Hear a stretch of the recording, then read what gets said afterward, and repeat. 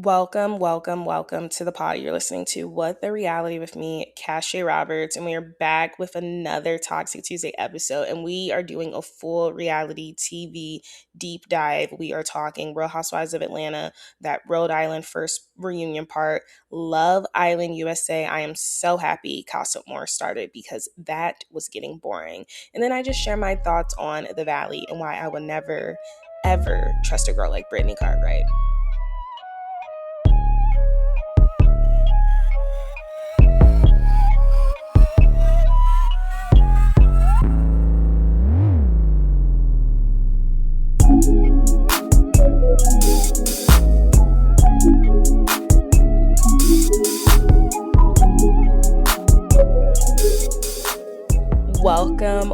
Welcome to the pod. You're listening to What the Reality with me, Casher Roberts. We're trying a new setup. We're on the couch because that's where we should be at when we are spilling the tea. We should be on the couch.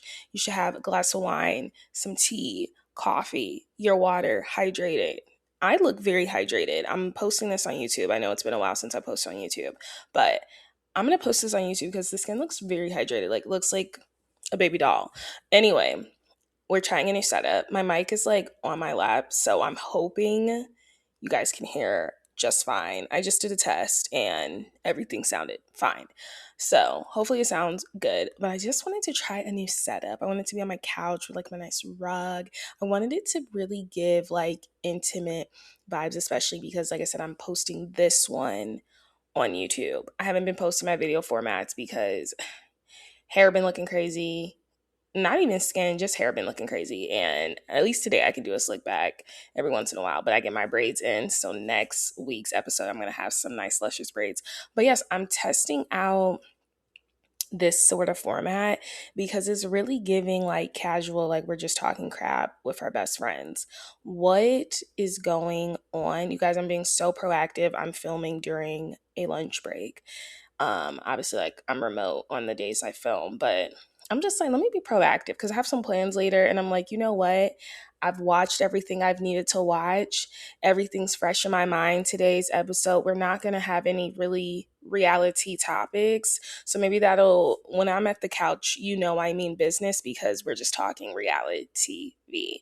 But the only thing I did want to talk about in terms of reality topics, because last week I mentioned how Tyra Banks was essentially, suing Netflix and everyone because of that smear campaign of the documentary, whatever, of America's Next Top Model. It is now being announced, which is why I know she just did it to save face, that she's going to be a permanent judge a permanent judge now on Project Runway. So that's with Heidi Klum. We got Law Roach. We got Christian Siriano. She's going to be on Project Runway. I think that's a huge gig for her. I think it makes sense for her. I think it's a good gig for her. But I just think it's really interesting how she decided to, sue Netflix. I don't think the lawsuit is going to go anywhere. And I don't think she wants it to go anywhere. I think she just did it to save face. Because when you look at it, this documentary was out earlier this year, March, February? I think it came out in February. She had a lot of negative press for months. And I was saying that. I maintained that she had a lot of negative press for a while.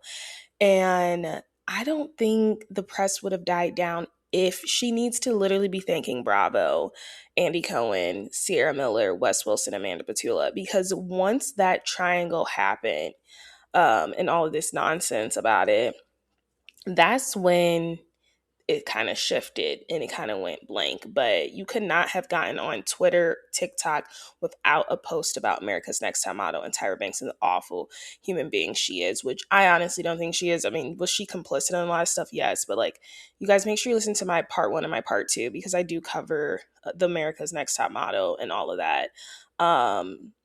But yeah, so she's now going to be on Project Runway as a judge. I might be watching. I've never watched Project Runway, and it's not even that I just can't get into it. It's just it's one of those shows that's always falling in the background. I would love to get into Top Chef, and it's I don't even know what season to start, but I love a good competition series. I really do. And I love a good cooking competition series. And I would love to tap into some Top Chef lore. That is one show on Bravo I feel I would enjoy that I haven't gotten into. I tried Ladies of London. I couldn't get into it. I'm going to try it again. I'm hearing this McBee dynasty is interesting. Like, yes, is it screaming MAGA? But I'm hearing it's interesting. I could never get into Southern Charm. That was hard. The first season is hard. You know, they're talking about the slave quarters and everything. That's hard. It is hard to get into as a Black woman. McBee Dynasty, it might be something I try to get into. Other than that, that's the only reality topics we got. Tyra Banks, Project Runway. We'll see how she does. I think she's going to do fine. I want to talk about, honestly, all of the reality TV I've been consuming for the past 48 hours, like playing catch up with everything. And I just want to start with literally Love Island because that's what's honestly bringing joy to me. Obviously, I made some TikToks. If you follow me, What the Reality, also follow my beauty page.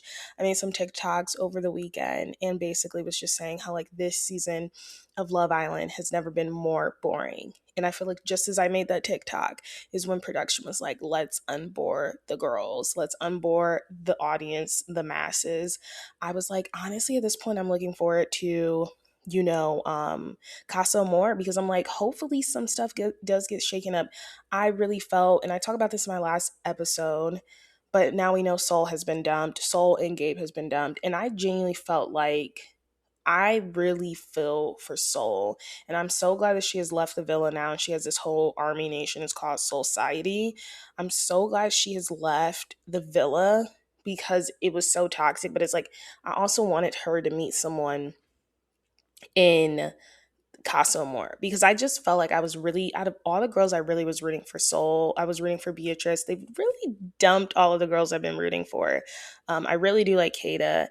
Trinity's growing on me once she leaves Bryce. Like, I just can't.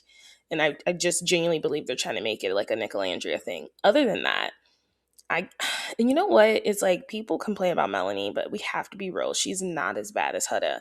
Like, I think Melanie is very self aware of the type of person Sincere is. And I think she's very much okay with it. Like, you know what I mean? It's different when you don't know the person. It's kind of like she's like okay with him possibly being this messed up person. Also, let's just talk about Casa Amor. So Casa Amor has officially started and it needed to start. The people were too closed off. Casey and I have had the same conversations the past 5 episodes, whether he's going to explore, whether he's not. You know what? I have a bone to pick with Casey. Casey's one of those guys. I'm seeing everyone make the comparison. He's one of the guys that's like making like eye effing you the whole night at the club. It's like you finally go up to him. He's like, yeah, I was going to go up to you, but like, it is like, lead. If you are a man, lead. I literally cannot with men like Casey. And I'm not going to lie, this literally just happened to me. So maybe that's why I'm hot about it. I don't like when men see or they're attracted to you and they don't make a move. And then it's like when you're leaving, then you want to make a move. No, I don't want to be bothered now. And it's like, why would you have kept Solon? You didn't even want to get to know her this whole time. All of a sudden you're trying to get to know Soul, and I just feel like he don't like Anaya. And I think I talked about this in my last episode. I haven't talked about this on TikTok because it can go either way, honestly. I do think Casey is in a lose-lose situation. For some reason, he keeps bringing up the black conversation about her being a dark-skinned woman, a chocolate woman. I don't know why he keeps bringing that up. And then besides that, like, it's just like they don't have any chemistry, and it doesn't take a rocket scientist to figure that out, whatever the saying is. They just you just might not have any chemistry. And I think Casey and Anaya, and I think more so Casey, is ultra aware that he possibly might want to be the black couple that makes it to the end. He wants to be like the Cordell Serena. And it was kind of like that's how Ace and Shelly were very aware of what was going on, and that's why nobody really cares for them anymore. I mean, Shelly alone, okay, amazing fashions. But it's like I saw outside of her last season after they got eliminated and how she wasn't really supportive towards Alandria, and it was really giving like jealousy. Like I saw it kind of swap. Like I think Ace and Shelly thought they were going to be the Serena and Cordell when it's like the point of Love Island is like we're not making the same folks over and over again. And that's why I think I've been so like hesitant with liking Trinity, because I was like, it's so clear that you guys brought Trinity on to be an Alandria because like, you know, like the skinny, like black, like big breasts. Like it's just like Alandria is so much more than that. And now I'm finding Trinity is a lot more than that. So I'm actually glad now I've giving her a chance. I had to let a couple episodes go. I had to be like, wait a minute, not in my town. Anyway, Casey's like annoying me because he's like, yeah, like I was really rooting for Soul to stay. And, if she would have stayed, I would have talked to her. But it's like, why didn't you talk to her? Like, it's like nobody, you don't know when someone's getting dumped from the villa. You don't. So maybe you all should stop acting scared. Moving on from Casey and Anaya, because it's not going to work. Like, she's already crying at the preview of him getting lap dances. It's not going to work. I don't want them back together. I do want Anaya to genuinely find someone in the villa that is genuinely interested in her, Casa Amor, because I think the whole beating a dead horse, constantly going to Casey and being insecure. You guys are still talking about Soul. Soul's not even in the villa anymore. I think Casey quite possibly has the ick, but I do think he's in a lose-lose situation because he's very aware of the perception of the public in being a black couple, especially with a darker skinned woman. There's just certain optics you have to talk about, right? If she was 3 shades lighter, I don't think this would be a conversation in it. I hate that this is even a conversation, but the people are saying, oh, if he does go with someone else that's not her complexion or a little lighter, she could be my skin tone. You know what I mean? And it's like, they're going to say, oh, he's a colorist. And I don't think it's that. I think Anaya has just literally rubbed him the wrong way. And I think he's genuinely just been like, I have the ick now, because every time I'm reassuring you, it's like I'm going to have to reassure you the next day 10 times again. And I think her insecurities are taking over. I think Anaya just honestly needs someone that's genuinely interested in her. But for some reason with Casey, she feels like the second choice. But I do think they're both very aware. But I think Casey's more so aware. Like, hey, I kind of have to stay with Anaya just so I'm not getting a bunch of lashings on the outside. But it's like, you're damned if you do, you're damned if you don't. So I'd really rather you just move how you want to move. And that brings me to Casa Amor, because Casey is on demon time. This man is ready to let it all out. And you know what? I'm not mad at him because he hasn't explored. Anaya hasn't explored. They weren't even each other's first options. I think Casey is now in the villa and he's like, damn, I have no motion. Like, I thought I was hot. You know how humbling it is to open a door and no one be behind your door? Like, when you think you was cute, and I do think Casey's cute, I would have been behind his door like 110%. But I think it's been very humbling for Casey to be like, mate, wait, girls are not into me, because he's an attractive man. I do think that. And I think he does have motion outside of this, but it's very humbling when I always compare like Love Island to like sports. It's like you get drafted, you finally make it. You know how intense process that is. Like, you get drafted and then you're finally like, oh my gosh, like I made it into the NFL, and now you're benched because there's someone that's already better than you and you're just their warm up until something happens. It's like, it's like Love Island, you're putting all these attractive people on here. You think you're attractive. You might be attractive in Fresno. You might be attractive in LA, but are you attractive worldwide? Are you attractive in Miami? Are you attractive in Atlanta? It's difficult. Like they always say, I just saw this one TikTok of this girl like saying, why are girls moving to Miami and complaining about like all the procedures, cosmetic surgeries that girls have done, and like saying Miami 10s are like LA 100s or whatever. And it's like, don't move to Miami, move to Ohio. Me from Ohio. But it's true. When you go out to Miami, you're about to see a bunch of baddies. I'm about to go out to Atlanta next week for a trip, and oh my gosh, guys, I'm not gonna have a show next week either. Sorry, I'm just like thinking about that right now. But yeah, because I'll be out of town. But I'm going to Atlanta for 4th of July, and I'm expecting to see a bunch of Atlanta baddies that will not look like me. I'm expecting to see BBLs.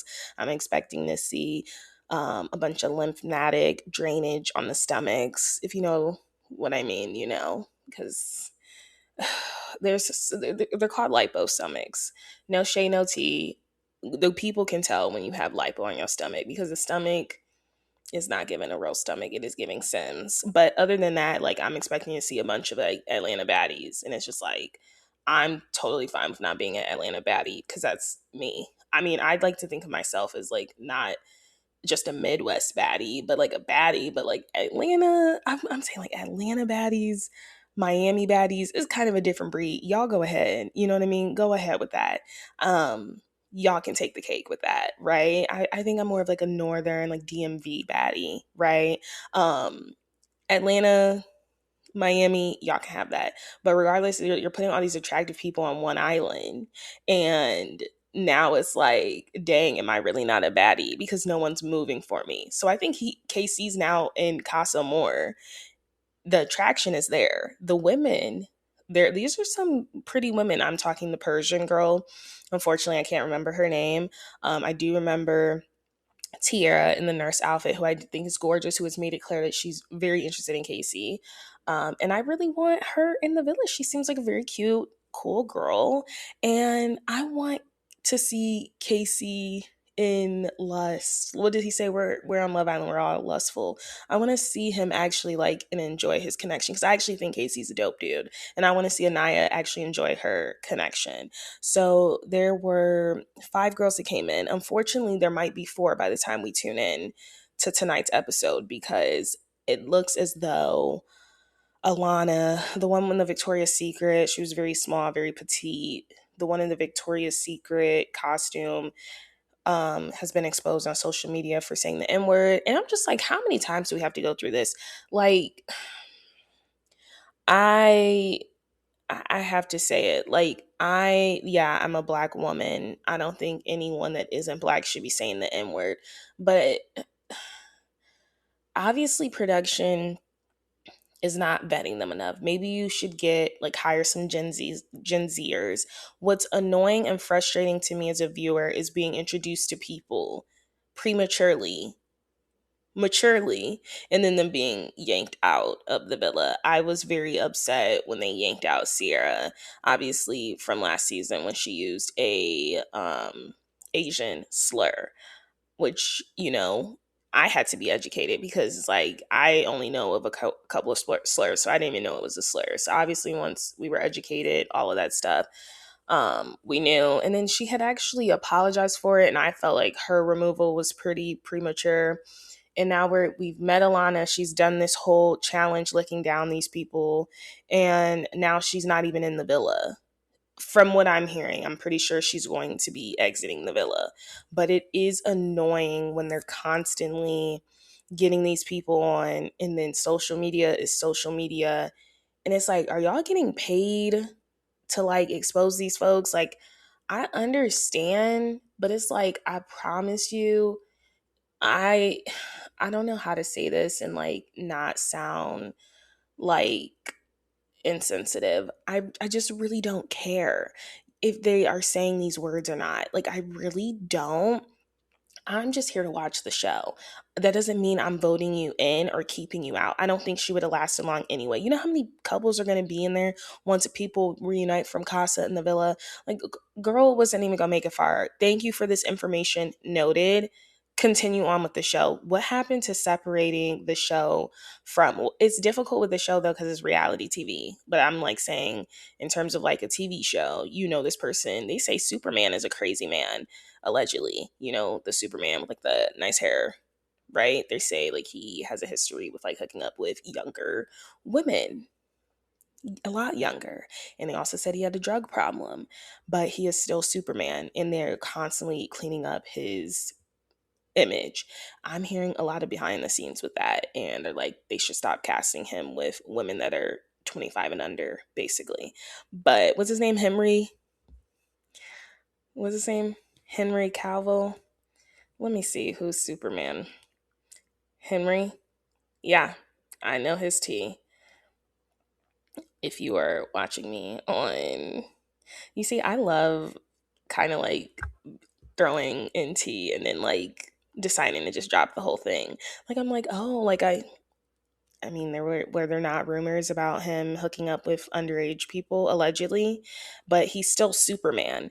So I think with Love Island, like, first of all, production, get better at vetting these people. I don't even want to meet someone that possibly has a checkered history, or, is like over here offending whole nations, right? But then also, if you're going to bring this person on, if they've already apologized, or if this was from 10 plus years ago, I don't know if I really physically care that these girls who are 21, 22 were saying this at 10, 11 years old, even 15, 16, because it's like an ignorance thing. Like, I just feel like if someone was to pull up everything I've said in my past and try to use it against me today, it would be different. Now, if white people say, I'm just saying, white people say the N word, and it's not okay. It is not okay. It keeps happening.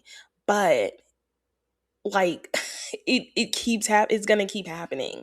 Um it's gonna keep happening. And that's all I can literally say. I don't know what we're supposed to do about it. I guess get her off. But I'm also like, the fans sometimes they be too involved for me, because I'm like, I'm not about to be, or whoever you be offended in your past life, whoever you didn't send some stuff to. Oh, I definitely know I've sent some stuff to some people. And maybe if I was on Love Island, they would put me on blast and I would be out, right? I don't know, but it's like, I don't know. I just think I'm at this point where I'm like, cancel culture for Love Island is so dumb for me. Like, it is so dumb. I'm just like, let's just leave it. Let's just leave it where it's at.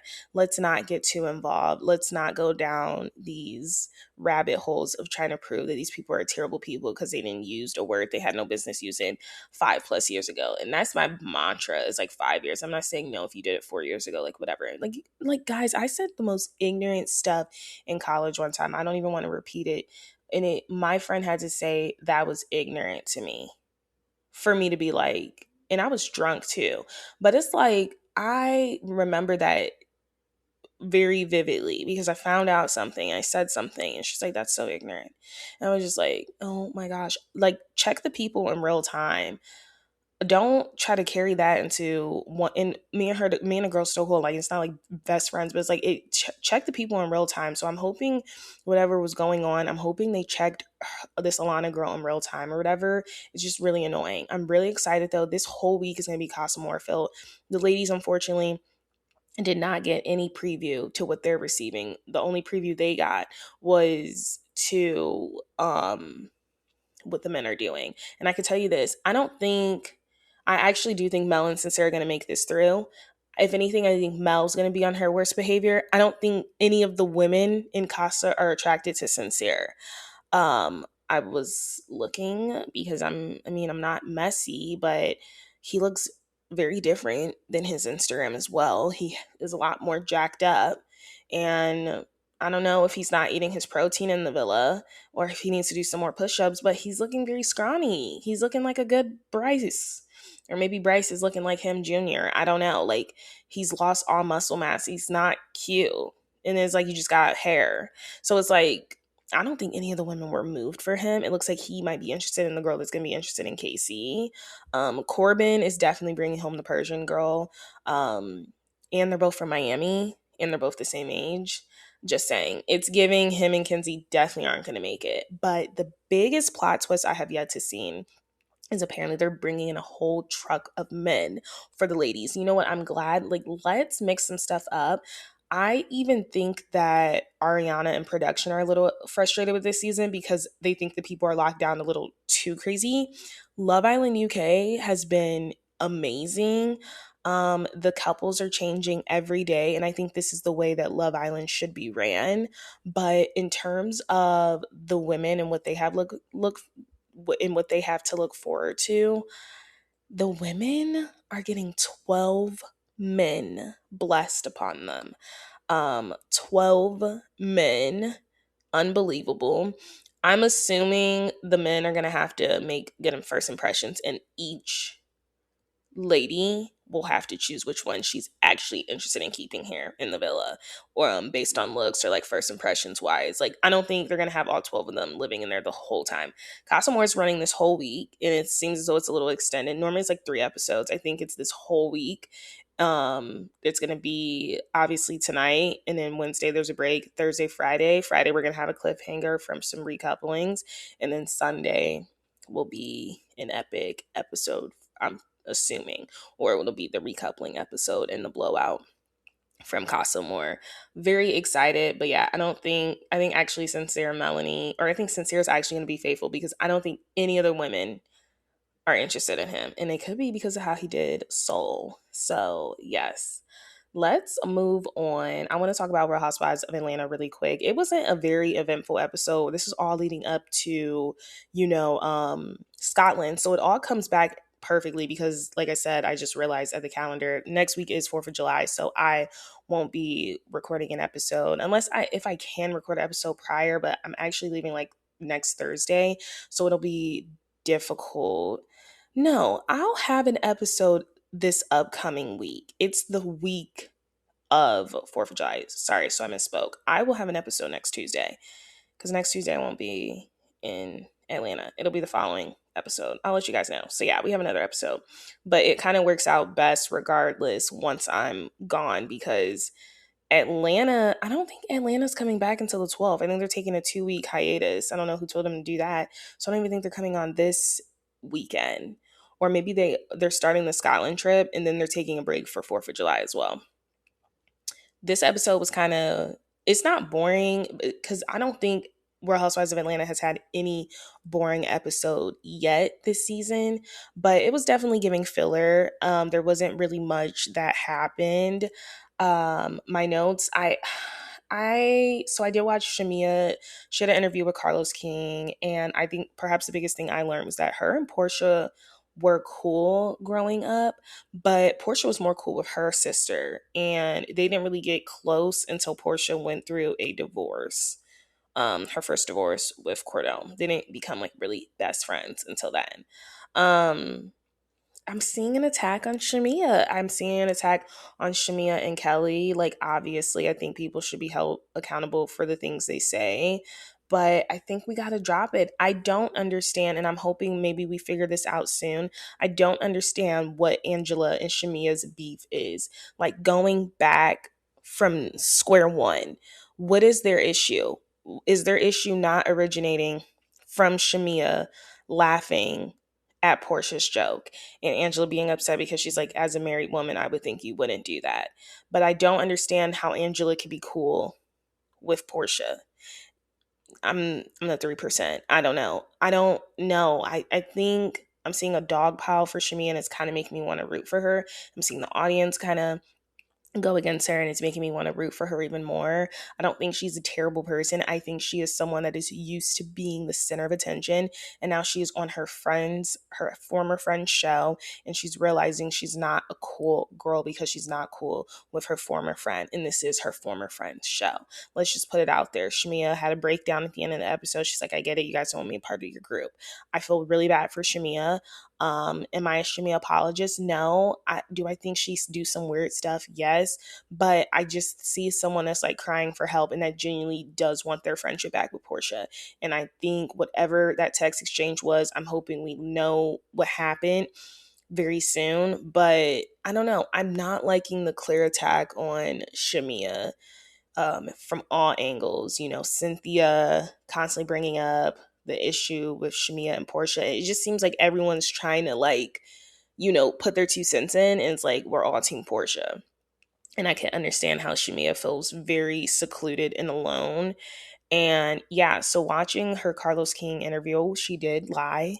I told you I'm not an apologist, so I have to call it like it is. She did lie. They brought up the Phaedra, the pointing in the finger in the whole accusing her and Candy of sleeping together. Carlos King asked her, did you know that scene was happening? Because there's a situation that happened throughout the season where you don't defend Portia through something. And then she was like, no, I had no clue. But it was like kind of her own medicine. And he was like, so then Candy would have told you that there was a scene happening about them claiming that you guys have slept together. And then she was basically like, no, Candy didn't tell me anything. But he was like, but then it doesn't explain your behavior towards Portia throughout that season where she is under fire and you're kind of just letting her take it. Like, so someone may have given you a heads up about it. She lied. Someone definitely gave her a heads up that, hey, they're talking about you and Candy's relationship and your friend's not defending you. Therefore, she didn't defend Portia. I don't know what situation you're talking about, but she did catch up in the lie like that. And Gerald did come on, which I thought was really nice. I think they really love each other. I think he loves her. So here's the naysayers saying that he's literally going to leave her if he doesn't produce a son. And I talked about this on one of my previous episodes. African culture, Asian culture, American culture, every dad wants a son, just like every mom wants a daughter. Maybe not like every mom wants a daughter, because I do feel like there's a couple of women out there that are like, no, I would love to be like just a boy mom, or like, no, I don't want daughters. But I feel like a lot of men want a son. And so I always just said he could be totally happy and satisfied with everything, but it's like if they do have more embryos, they're going to try everything they can to have a son. And I don't think there's anything wrong with that. Gerald came on Carlos King, and he was like, and Carlos King asked him straight up, like, hey, do you like Shamea being on this show because you don't like filming? And you could tell he didn't even like Carlos King filming him. He was like, no, I don't. I like that she's doing this, And he was very supportive. And that's all the vibes I got. Shamea, besides that one lie, it was very nice. I urge a lot of people, especially the Shamea haters, to just listen to the interview, because it was just nice to kind of see like the full circle moment. Like, she talks a little bit about her first marriage, and she talks about her friendship with Portia. She talks about her saving grace on the show being Kelly, because she was like, none of these girls really wanted to become my friend. They weren't really interested in forming further friendships with me, besides Kelly. And she was like, I'm really glad, because her and Kelly are like actually good friends. They talk a little about Jarvis, and Gerald does know Jarvis. Now, Kelly, the one thing I will say that this would have been in the reality topics, I hope Jarvis ain't from no Potomac, who's in Atlanta now and that used to date Mia Thornton, because there were some photos alluding to the fact that when she was going on the radio show, that it could have possibly been Mia's ex. What was his name? Ink with a C. Um, could have possibly been Mia's ex. And honestly, they're the same height. But yeah, Kelly went on his radio show to do an interview, and there was just some hashtags of like Jarvisism or whatever. So I don't know if it's Jarvis or whatever. Also, whenever I hear Jarvis, I think of Selling, the OC. The girl's name, her name was like Alex Jarvis or whatever. And yeah, and I never knew what was up with her. So that's why I'm like, whenever I hear the term Jarvis, I'm like, it just describes someone that I never know what's really going on. So I hope Kelly, I hope this man, he's real, but I hope he's not hidden because you don't want something out about him. Regardless of that, the interview, like I said, with Carlos King was really good. But in terms of this episode, like, they have this amazing event for, Cynthia Bailey agency, and then also, Angela's mom, whose 1 year anniversary, they have this amazing basketball event. And Angela and Shamea are really just like arguing throughout the whole thing. And even K Michelle points out, she's like, I'm shocked Angela is feeding into this, given how much this event means to her, And Angela and her, they do toy with each other. And I'm like, it's funny now, it's comical. But I'm like, what is the actual beef between you two? I don't know. I really don't know what the drama is. Is it from that conversation? Because Angela says it is because of Portia, but Shamea is saying it isn't. But I do think Shamea has to be honest. I think you're upset that her and Portia are buddy buddy now, and it's like, I just laughed at a joke, and now me and you aren't even cool, and it's turned into this whole thing, this whole Sasquatch thing. And I love how Angela literally named her basketball team that. Speaking of Angela, there is something very weird going on between her and her daughter. And I don't know why we aren't speaking about it. They aren't saying it on the show. Are you upset that your daughter got married because she was in her 20s? Are you upset? I think she was like 22 and she didn't tell you. Okay. So we have that. Are you upset that she married a woman? Or C, is it all of the above? I think it could be a combination of, or D, it's D, all of the above. So we got A, she got married. B, she didn't tell you. C, it's a woman. D, it's all of the above. That's what it's giving. But they're not talking about it. Obviously, last episode, if you guys give a listen, I did recite tweets. Angela's daughter was defending her mom. And then Angela was defending her awkwardness in the situation, saying, I don't care what anyone says. Like, you were still my baby. Like, you literally got married and didn't tell me. I think it could be that, but I also think there is something we're not talking about with this whole sexuality thing, in the fact that she feels the reason and keeps saying, well, her partner's been in her life since she was 17. I think there's a part of her that's like still coming into terms. And you can be cool with your kid being gay. Like you can be very accepting of it, but it could still be something where it's like, I gotta remember that my kid's gay. Yeah, it might have to be something you have to reroute.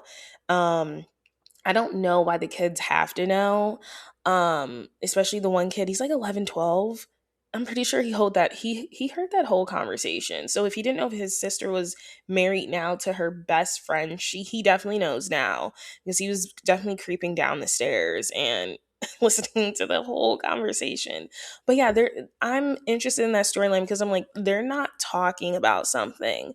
They're not getting to the root of like actually what is going on. Like clearly something else is going on. And she was saying like, when I talk to you, I can't talk to you. It's always about you. So I'm like, Angela doesn't seem like the type to be like self-centered and like just talk about her. Like she doesn't seem like the type.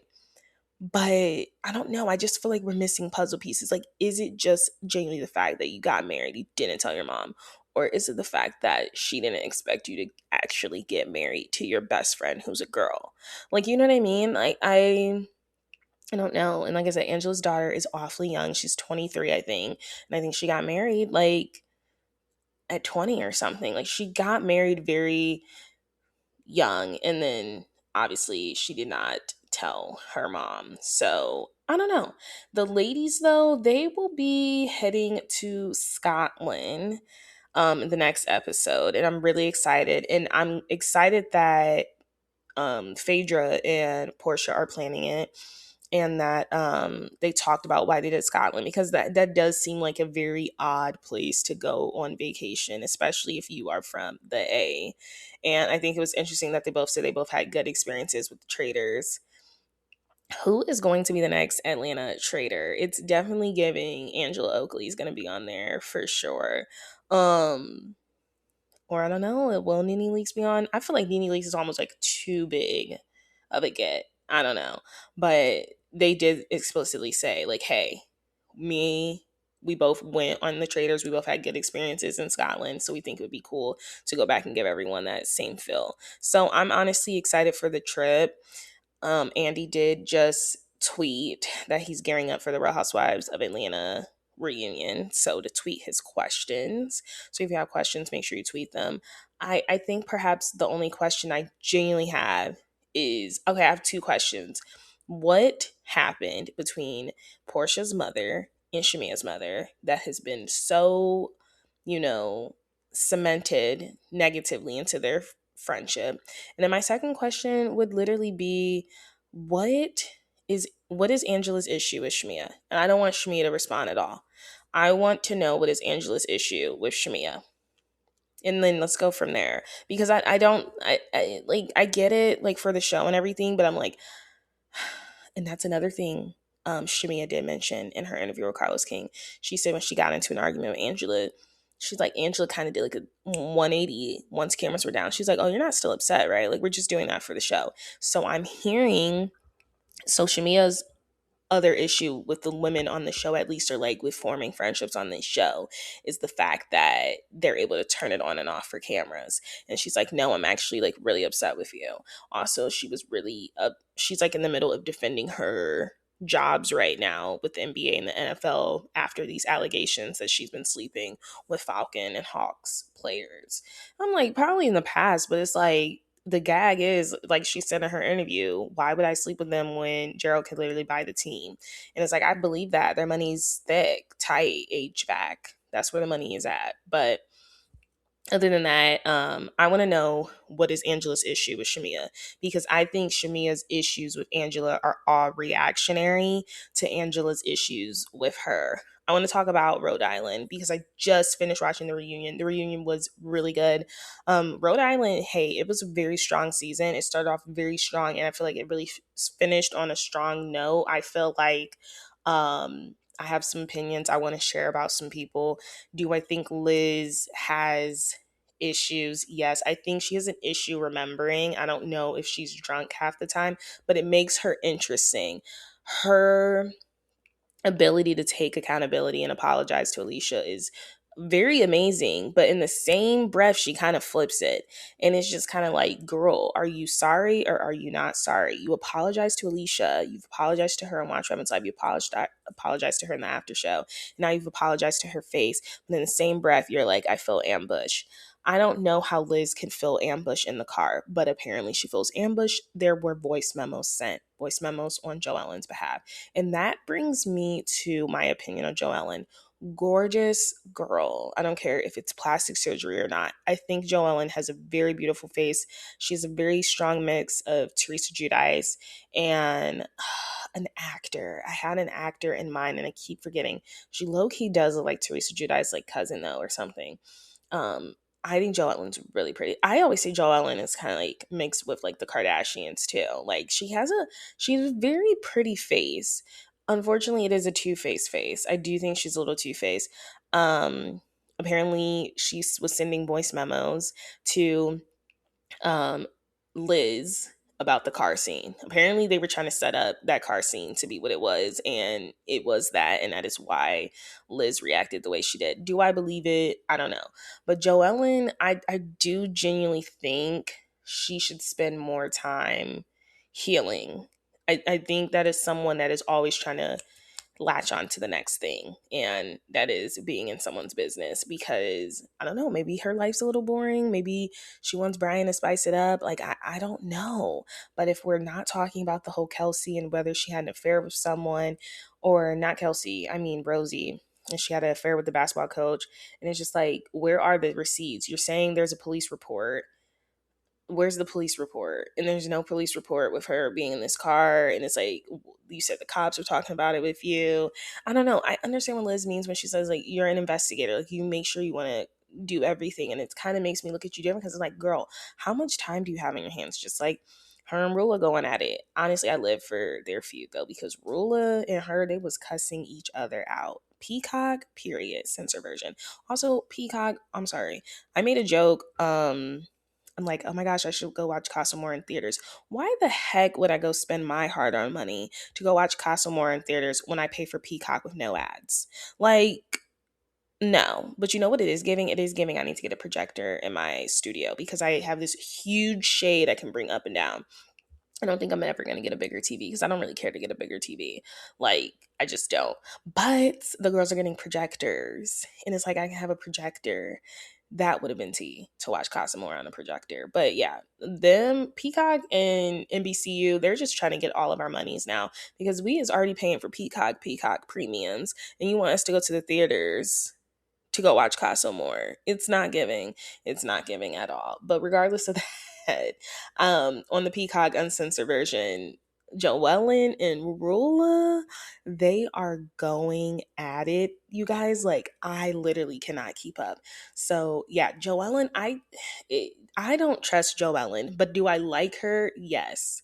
But I do think she's two-faced. Just like, I think it was very interesting how she was friends with Rosie at one point during the season, and you could tell Liz and Kelsey were genuinely shocked. They were like, like, why is she texting you?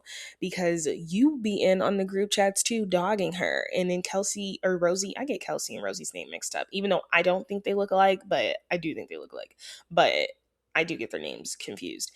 Even though Rosie's like, I know there's a group chat with Liz, Kelsey, and Joellen, and then Joellen said that Liz made you delete it.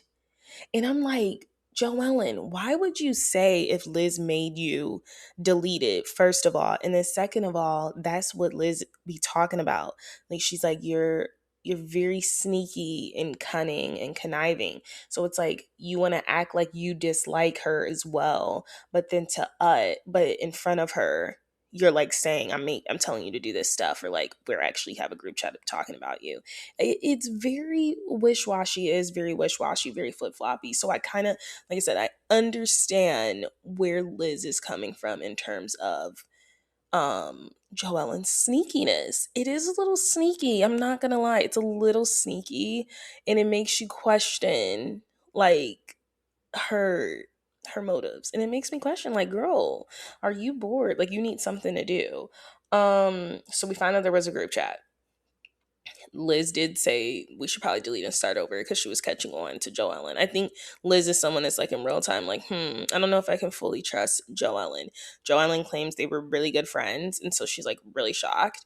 But perhaps out of this whole reunion, I got out of this like Liz is more upset with Joellen. I think because Joellen, oh my gosh, and there goes my phone, like literally, um, recording everything I say.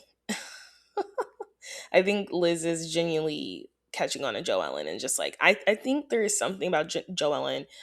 I agree that is very sneaky. I think she is very sneaky.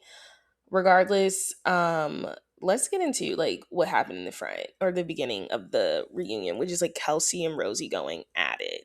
And you know what? Kelsey clocked Rosie when she's like when Rosie's like or Kelsey's like basically, oh, do you really think me sucking D is a career or whatever? Like that's my career. And Kelsey or Rosie, guys, oh my gosh, their names. I think it's the E's. Rosie's like, well, your only other coworker was in Florida. Rosie can read. She can read. She's very witty with it too. She's very sharp with it. She's very quick with it. She can read. And that was a good read when she said when your only coworker was in Florida and you knew about that, right? And Kelsey had nothing to say. She was like, okay, Kelsey, and I've said this before, is jealous of Rosie. Rosie has some motion in Rhode Island and quite frankly has the power to attract a lot of people. I think news anchors in smaller cities are treated like celebrities. It's kind of like Shamea. Like, you know what I mean? It's like, oh my gosh, like it's like they're local celebrities. We now know that um what was I saying? Kelsey was in a very fragile situation. She was leaving her sugar daddy, who we all hear apparently she had like broken up with him. So it's like, was she really leaving him? I don't know. Regardless of that, what we do know is that Rosie had apparently been promoting other people's stuff. She was even promoting Pizza Mama for Alicia. She was promoting a lot. And then it's like Kelsey had went to her a couple times and she's like, or you had came to Kelsey to get your hair done once. And it's like to not promote it is insane. I think she was really banging on her promoting it. I think she was really hoping it would help. Like, hey, like, can you please promote my services? And I've said this before.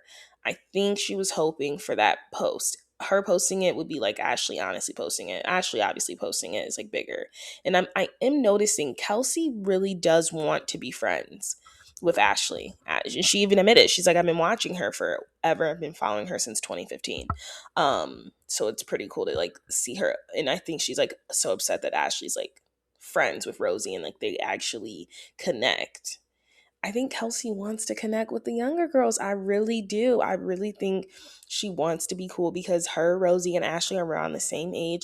I really do think she wants to be cool with both of them.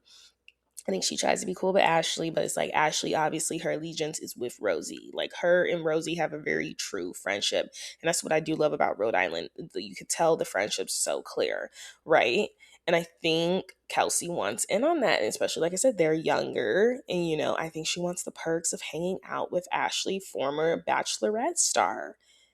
Let's talk about it. I think she's really upset that she's not in a good place with Rosie. Because at the end of the day, I know women like Ashley. Ashley, the way that she even turned to her on the couch to Rosie, I don't know, can I hang out with her? Like, is it okay?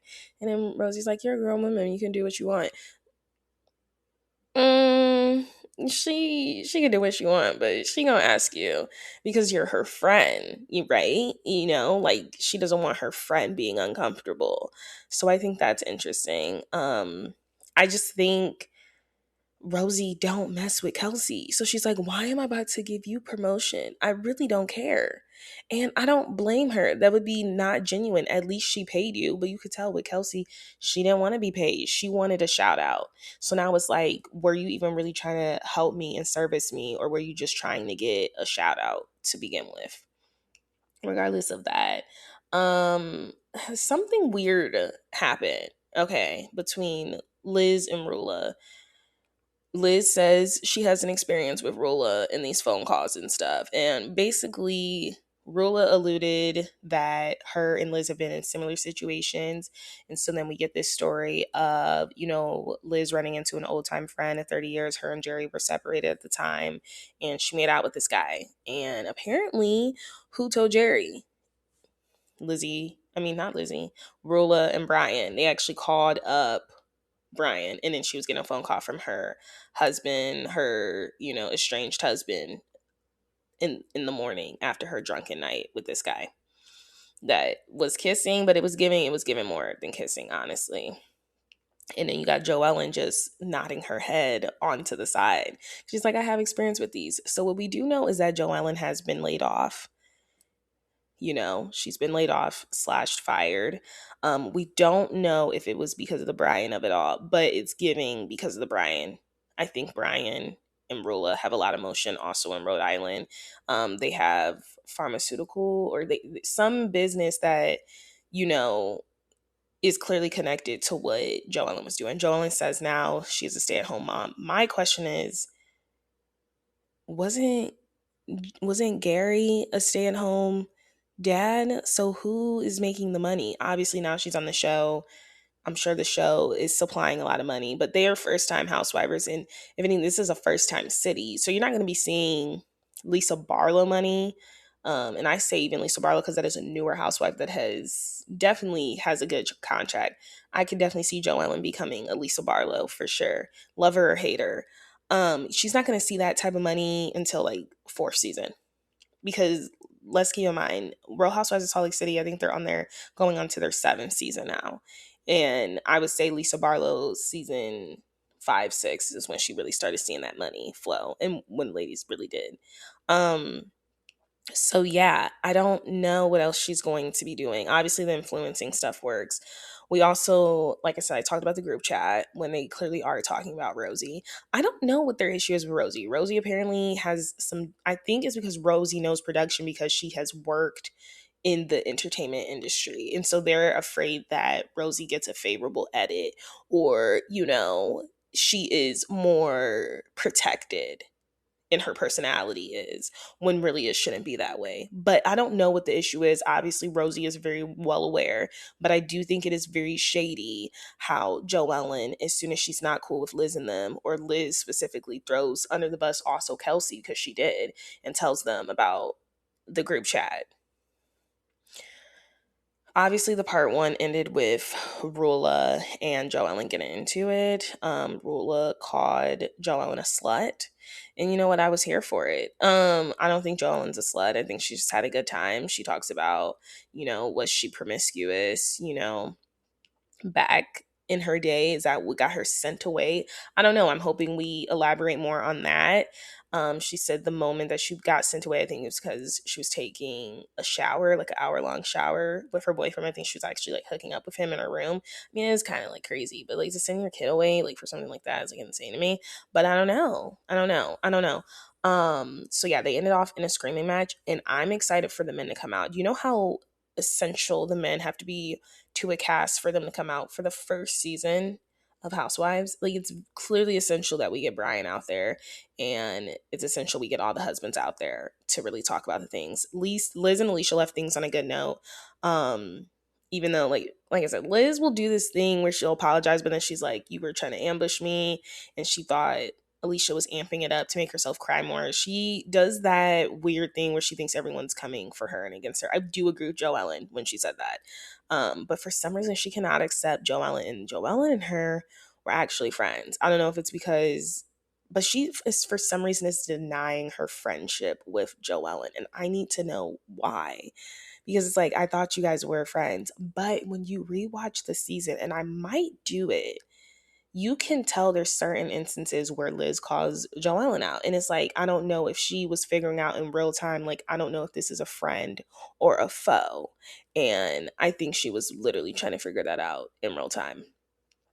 Regardless of that, because I am about to wrap up. I guess I talked about everything I wanted to talk about. This was a reality TV episode. Um, the Valley. I don't know if, and I've already said it, I don't know if Schwartz and Lala were really even necessary on this cast. I gave The Valley a couple more seasons, but it looks like it was already um renewed. Kristen confirmed in the comment section. It's just it's not doing it for me. Danny and Nia, I don't know if they're coming back because it's almost getting so difficult to act like there's not a situation.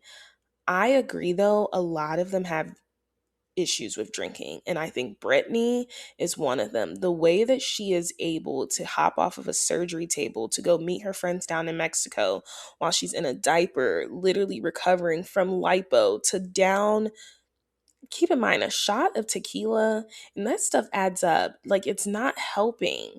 And it's like, we already know she had that one disease, that stomach disease, where the doctor quite literally told her drinking makes you sick. That is why you're getting sick.